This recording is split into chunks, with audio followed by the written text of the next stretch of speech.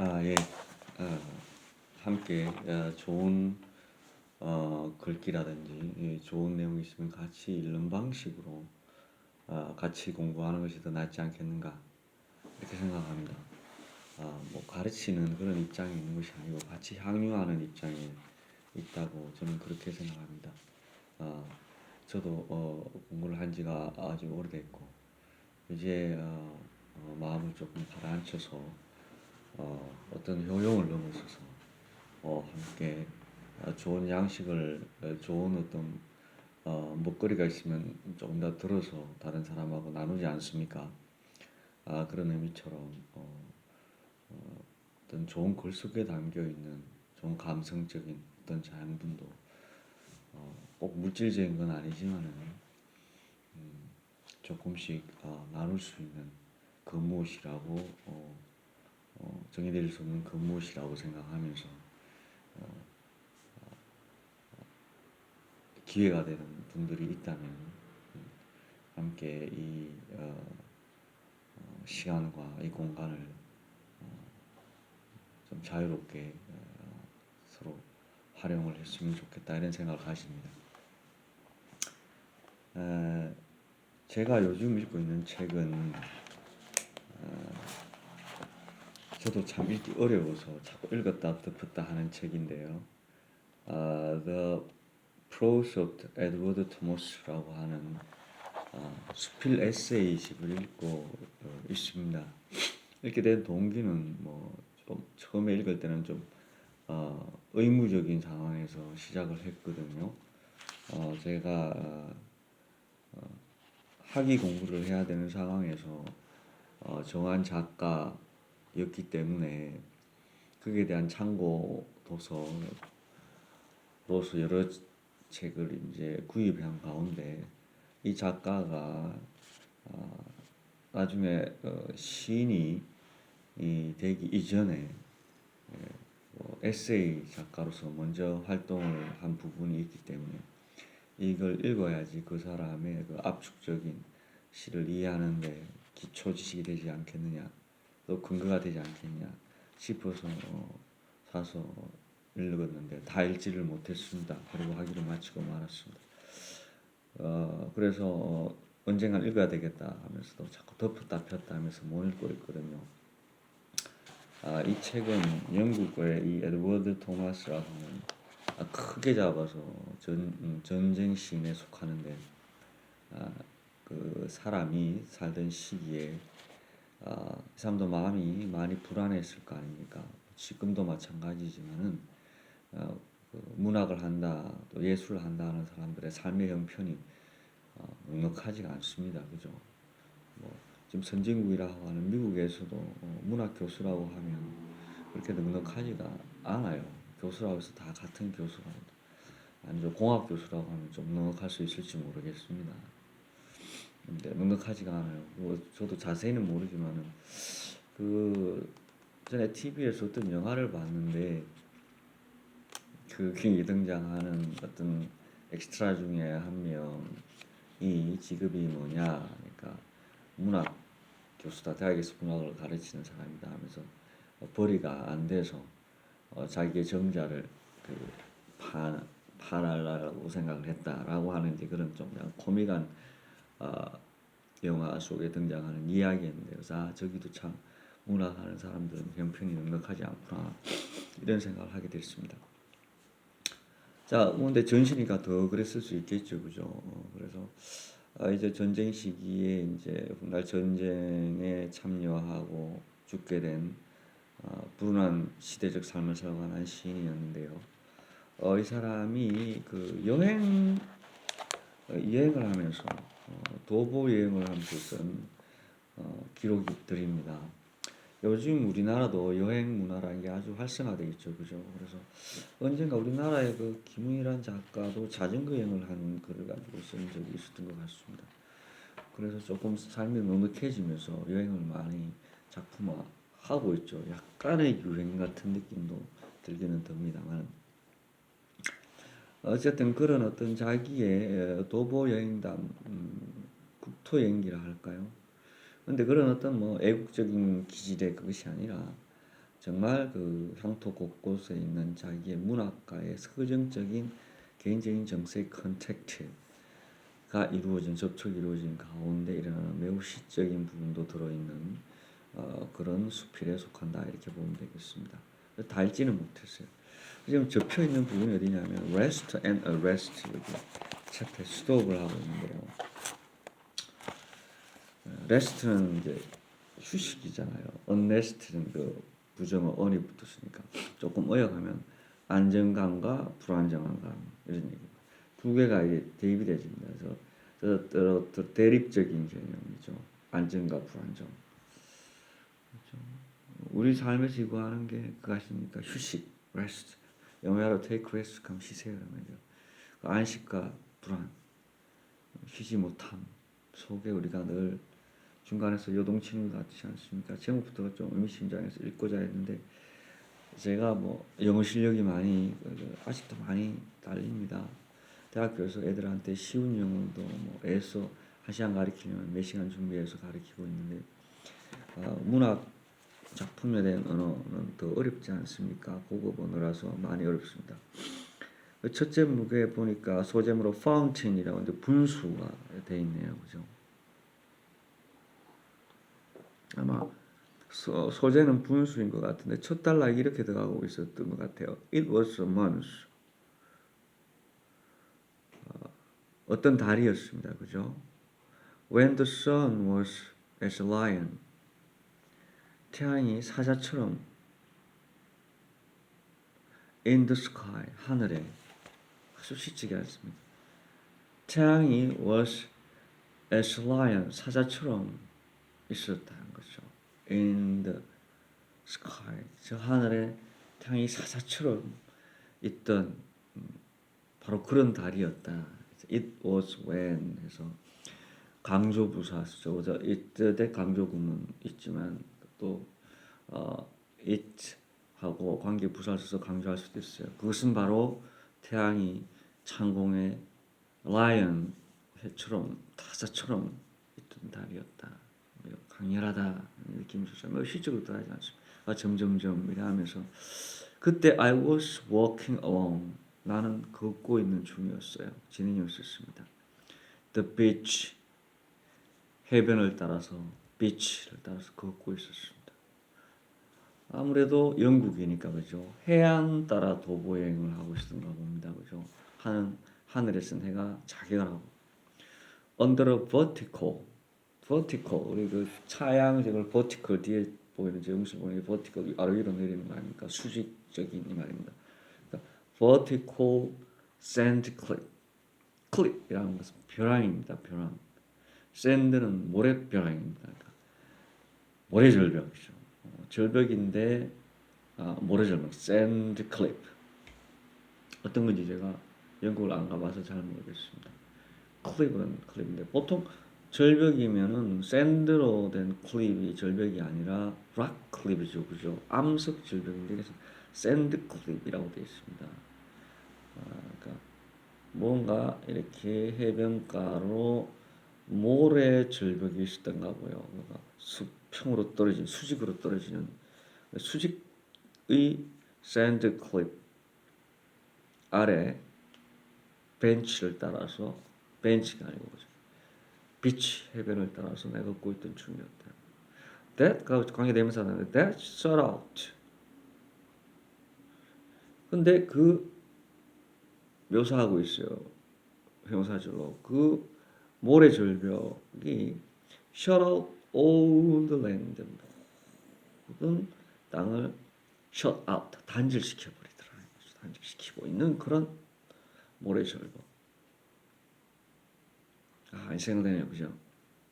그러니까 모래 절벽 아래 있는 모래 절벽 이렇게 있어. 모래 절벽이 이렇게 쭉 있으면 그 모래 절벽과 맞닿아 있는 비치, 그죠? 해안가를 따라 걷고 있었던 거죠. 근데 그 모래 절벽 때문에 shut out all the land, 모든 육지를 shut out, 단절시켜 버리는, 탁 떨어져 버리니까 단절시켜 버리는 그런 절벽을 따라서 걷고 있어. 절벽 아래 그 모래 사장을 따라서 걷고 있었다. except the fringe 가면 애두리 가장자리입니다. fringe 이렇게 fringe 가장자리 끝자락 fringe of heather 히서 나무죠. 히서 over the edge 우리 엣지 하면 정말 모서리죠. 그죠? 모서리 엣지 야 그 사람 딱 각이 있다 엣지가 있다 그래서 그 각 너머에 있는 그 엣지 그 모서리 각 넘어 있는 a fringe of his 그러니까 his fringe 가장자리만 빼고서 그러니까 절벽이 이렇게 있으면 탁 하면 그래도 그 모서리에는요 그죠 엣지 탁 떨어진 절벽 탁 떨어지는 그 모서리에는 그죠 그래도 한 가닥 히스로 이루어진 가장자리가 있겠죠. 자, 우리나라 같으면 우리나라 드라마 풍경 같으면 쫙 가는데 툭 떨어지는 밑에 탁 보니까 절벽인데 밑에 모래사장이 있어요. 그 따위로 이 사람 작가 긋고 있는데요. 그러면 그 탁 떨어지기 전에 그 마지막 육지의 마지막 그죠 있겠죠, 그죠? 그 마지막에 뭐가 있을 수 있어요?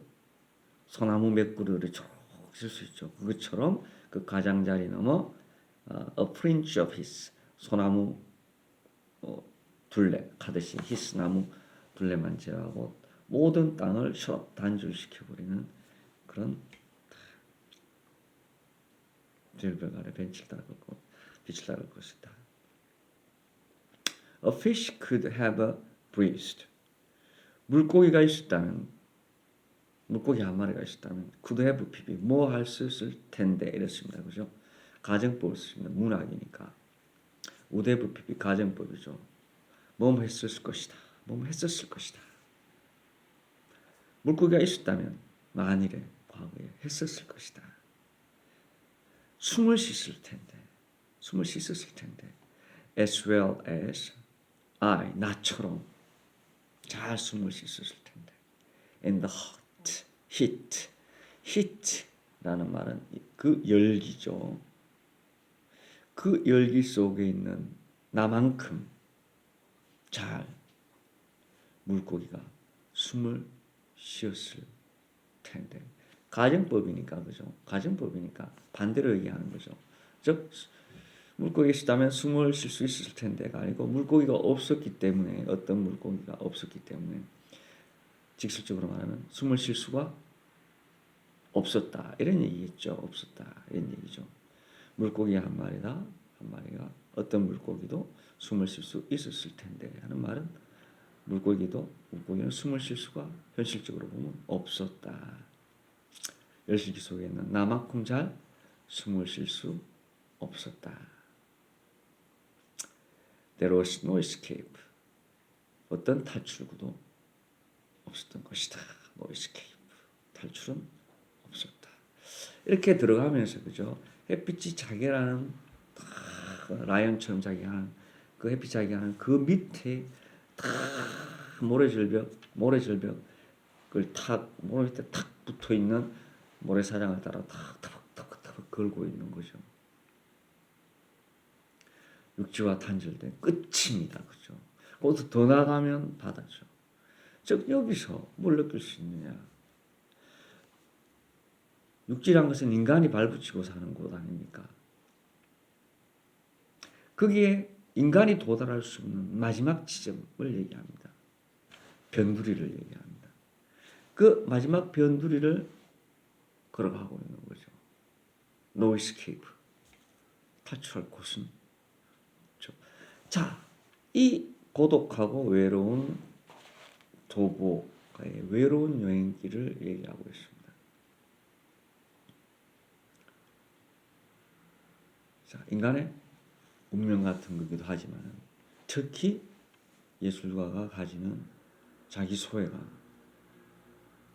혹은 고독감 혹은 삶의 탈출구, 노 에스케이프가 없는 마지막 지점을 극단적인 마지막 지점 속에 처해 있는 상황을 이렇게 얘기하고 있고 그렇기 때문에 또 여행을 하면서 모색하고 있는 장면이 아닌가 이렇게 생각해서 이거를 여러분과 같이 지금 읽어봅니다.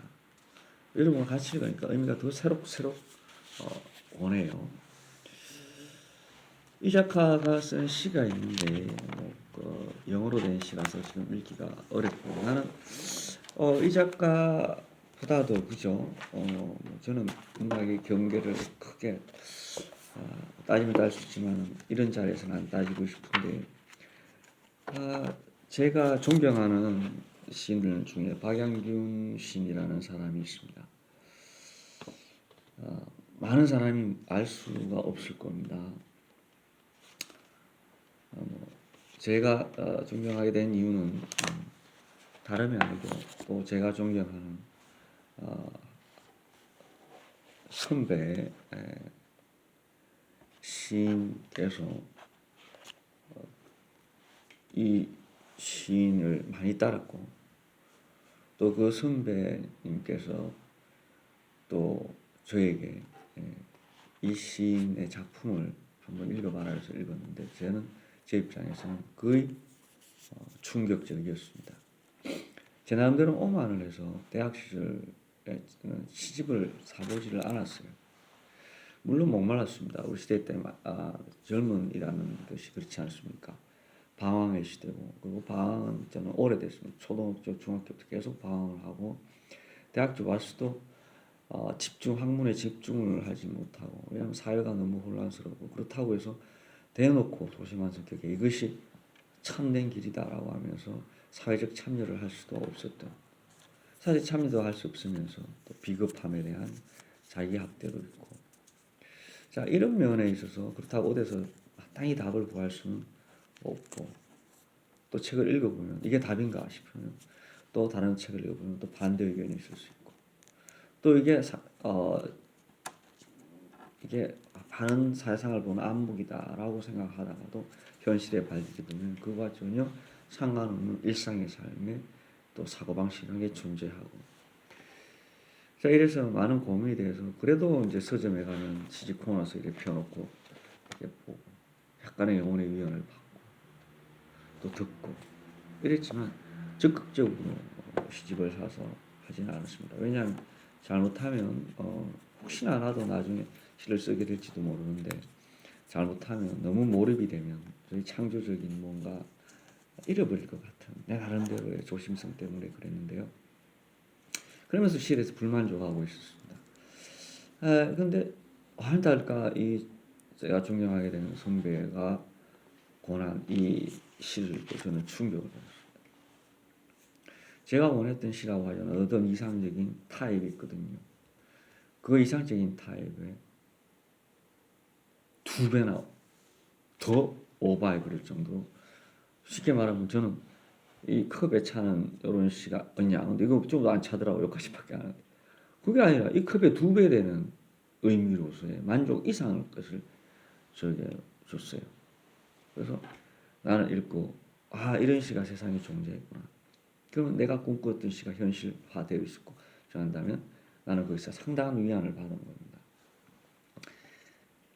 그런데 아쉽게도 내가 하고 이분 어디 있습니까? 라고 하는 순간 돌아가셨다라고 하면서 직접 만나뵙지는 못하고 좀 글로서만 만나는 흔히 말해서 영혼의 만남이라고 하고는 영혼의 연사라고 할 수 있는 그런 분이겠습니다. 대구에서도 거주해 주셨던 향토 시인이라고 말할 수도 있어요. 그래서 박영훈 시인인데 이 사람 시에 보면 많이 나된 아니요 여기 다입니다. 다 작가가 아닌데요. 아까 이 작가가 말하는 어떤 이 에드 토머스가 말하는 그런 그 느낌의 시들이 없지 않아 있습니다. 수필 중에서요. 지금 땅끝 마을이라고 하는 게 있는데요.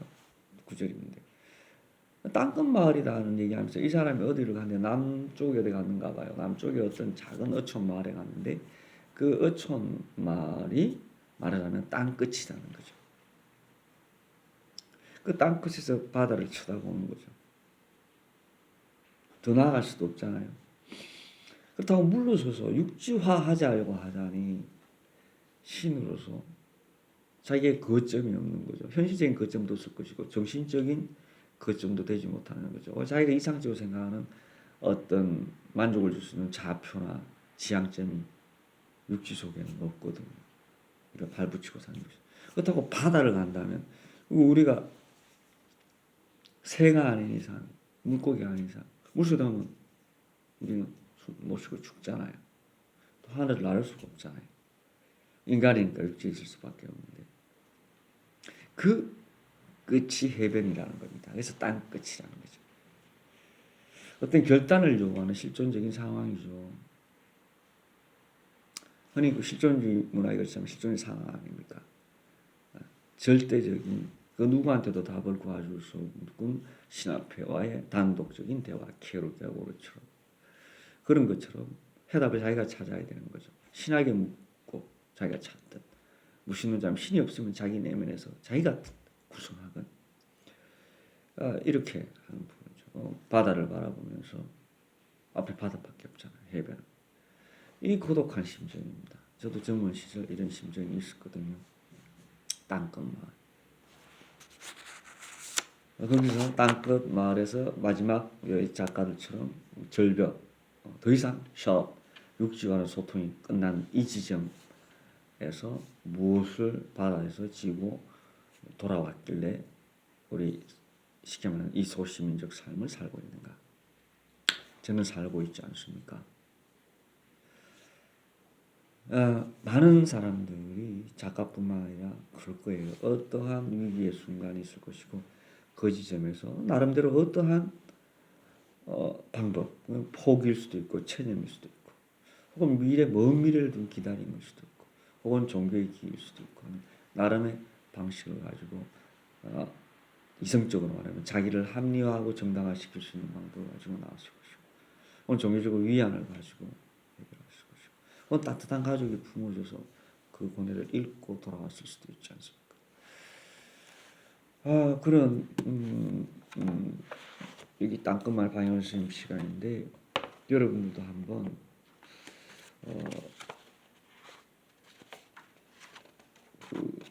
읽어봤으면 좋겠는데 너무 시간이 길어서 그 부분을 내가 찾을 수가 지금 없습니다. 224쪽에 보면요.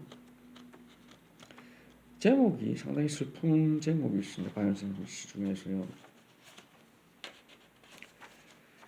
24쪽이 아니고 24번 시집인가 그런데요.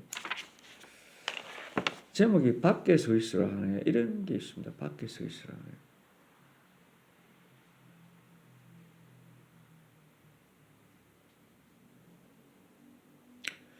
하늘의 마음을 그리워하는 때의 일이다. 하늘의 신비에 자칫하면 삼종에도 새벽 3시에도 기도보다 앞서 울 것만 같은 나는 황혼으로만 영향을 삼을 수 있다. 그러니까 황조가 주는 분위기적인 서정만으로 살 수 있다는 거죠. 나귀를 지평에 두고 딸을 향이면 해가 떨어지는 해를 저 끝에 두고 황혼이잖아요. 딸을 향이면 하늘은 열리거나 해매어 다다른 곳은 하늘 아닌 순교자의 묘지였다. 순교자의 묘지였다. 삶을 숨겨주고 살아야 됩니다. 그 좌표밖에 안 남았다는 거죠. 다른 가치는 결국은 싸움이고 투쟁이고 남을 이기려고 먹으려고 그러잖아요. 결국은 신은 고음심성 가져서 묵히는 쪽 순교자의 묘지였다. 새소리 촉한 묘지의 철문은 굳게 닫혀있었다. 그 묘지 가면 새소리가 착 숨겨졌는데 새소리 촉한데 그 묘지의 문을 보니까 천국 잠겨 있는 거예요. 들어가면 순교자의 그 행렬에 같이 할 수 있죠. 근데 철문이 잠겼으니까 바람만 보고 있지만 못 들어가는 거죠. 닫혀 있는 문표에는 이렇게 써 있다는 거죠. 딱 있습니다. 내가 죽는다는 것은 엄연한 사실이다. 내가 죽는다는 것은 엄연한 사실이다. 이렇게 새겨져 있는 거죠. 철문에. 죽음은 현실적인 것이라는 거죠. 엄연한 사실이라는 거죠. 나는 이후 죽음이 내 곁에도 있음을 잊고 있었다. 그 순교자 묘기였고 관념적으로만 죽음을 생각했는데 그게 아니라는 거죠. 그때 이후로 죽음이 내 곁에도 있음을 잊고 있었다. 사실은 깨닫고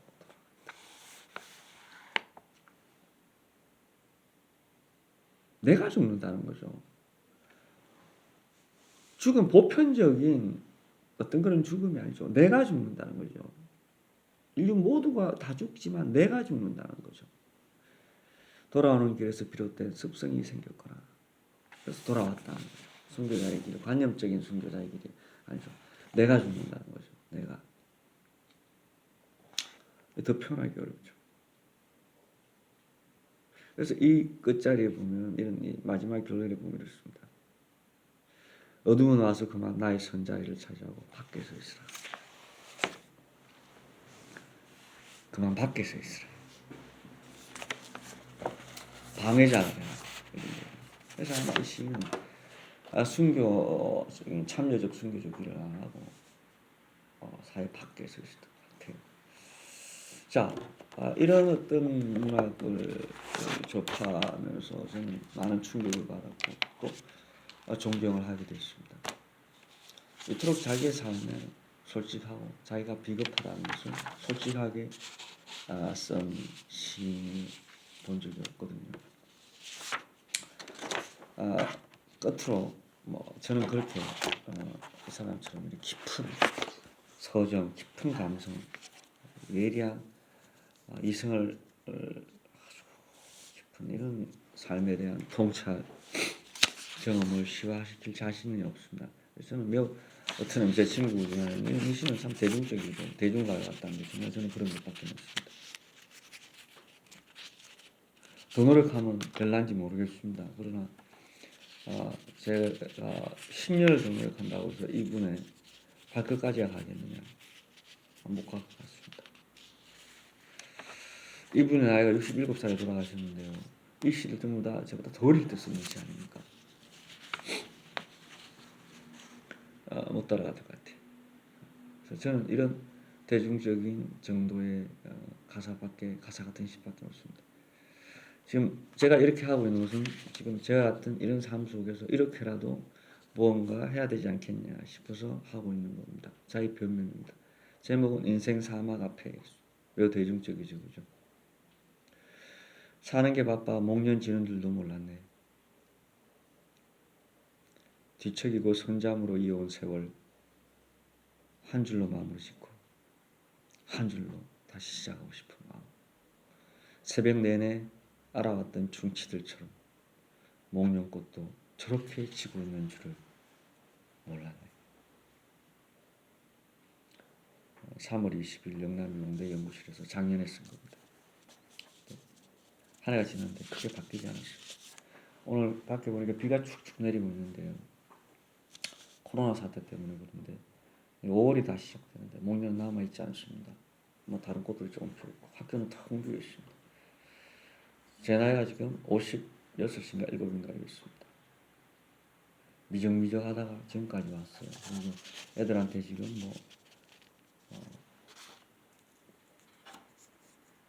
정보적인 지식을 가르치고 있습니다. 그러나 이거에 대해서 자격지심이나 자골심은 애써 가지지 않으려고 합니다. 어떤 지식의 가치도 그걸 받아들인 사람의 그 긴급한 요청에 따라서 지혜 이상의 것이 될 수도 있습니다. 그러면 동시에 제가 하는 일도 의미가 있을 수도 또 있죠. 그 때문이 아니라 또 제가 또 더 충실할 수 있는 의미의 인생을 이제 살아야 되지 않겠는가. 항상 부끄러운 거죠. 인생 사막 앞에 옛날 같으면 뭐 제가 60 몇 년만 있으면 한갑이죠. 인생이 10년, 20년 더 길어졌다 하지 않습니까? 조금 더 용기를 내보려고 그러는데 지금 이런 기분입니다. 사는 게 바빠. 목련 지는 줄도 몰랐네. 뒤척이고 선잠으로 이어온 세월. 한 줄로 마무리 짓고 한 줄로 시작하고 싶은 마음.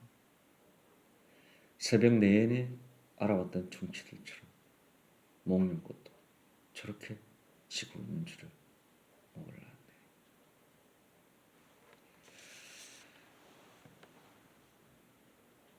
오늘 시는 이 정도로 하겠습니다. 어떻게 좋은 시간이 됐는지 모르겠습니다.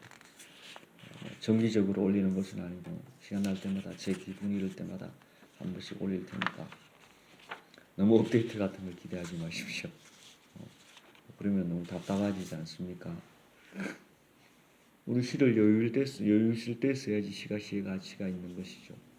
그것을 뭐 기계주로 생산적으로 꼬박꼬박 올린다는 것은 또 하나의 생산의 의미죠. 그것은 또 시의 의미를 상실해 버릴 수 있지 않습니까? 그래서 제가 여유 있을 때 올리겠습니다. 여러분도 여유 있을 때 와서 보세요. 또 필요할 때 와서 보시고. 예. 자, 비가 오고 있습니다. 4월도 중순이 이미 넘어갔습니다. 그죠?